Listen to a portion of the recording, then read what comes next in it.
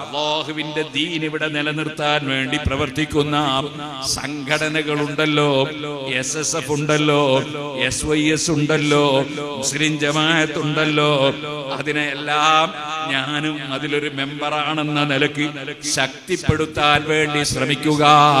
അതേ സമയത്ത് ഞാൻ പറയട്ടെ, അഹമ്മദുൽ കബീർ റിഫായി തങ്ങൾ പറഞ്ഞതുപോലെ ഞാൻ നേതാവാകണമെന്ന് ചിന്തിക്കല്ലേ. എനിക്ക് SSFന്റെ പ്രസിഡന്റ് ആകണം, SYSന്റെ സെക്രട്ടറി ആകണം, അതെ എനിക്ക് അതിന്റെ ഫിനാൻസ് സെക്രട്ടറി ആകണം, എനിക്ക് മുസ്ലിം ജമാഅത്തിന്റെ പ്രസിഡന്റ് ആകണം. ഇങ്ങനത്തെ ചിന്ത വേണ്ട. റഹ്മാനായ അഹ്മദുൽ കബീർ റിഫായി തങ്ങൾ പറഞ്ഞില്ലേ, കുൻദനബൻ, മോനെ നീ ഒരു വാലായിക്കോ, വലാതകുൻ റൈസൻ, നീ തലയാകാൻ നോക്കണ്ട, വാലായിക്കോ. ലിഅന്ന അവ്വല ദർബത്തിൻ യഖഉ അല റൈസി, ആദ്യത്തെ വെട്ട് തലക്കാണ് കേട്ടോ.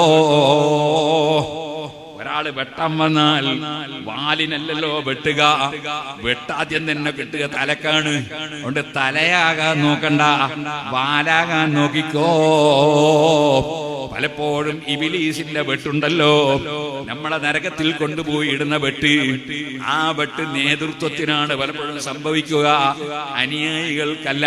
കാരണം അനുയായികൾ എപ്പോഴും വിനയത്തോടെ നിന്റെ കൈപിടിച്ച് ചുംബിക്കാൻ വരുന്നത് അവർ നിന്നിൽ ബഹുമാനം കാണുന്നു. നീ ചിലപ്പം വിചാരിക്കുന്നു അദ്ദേഹത്തെ കാണും ചോറ് ഞാനാണെന്ന്.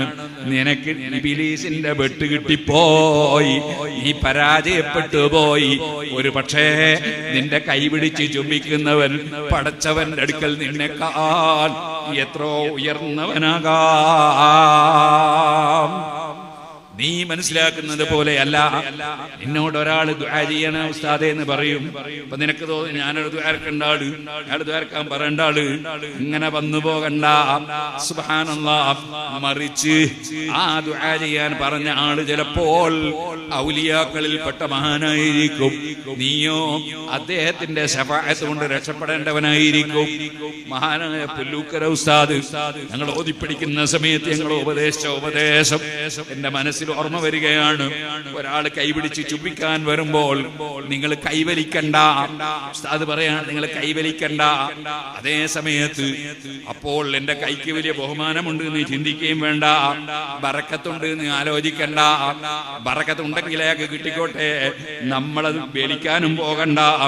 അതേ സമയം ചിന്തിക്കേണ്ടത് എങ്ങനെയാണ്, അദ്ദേഹത്തിന്റെ മൂക്ക് എന്റെ കയ്യിലിന്റെ മേലെ വെക്കുമ്പോൾ അദ്ദേഹത്തിന്റെ മൂക്കിന്റെ ബറക്കത്ത് കൊണ്ട് എന്റെ കൈ രക്ഷപ്പെടണമെന്ന് ചിന്തിക്കണം.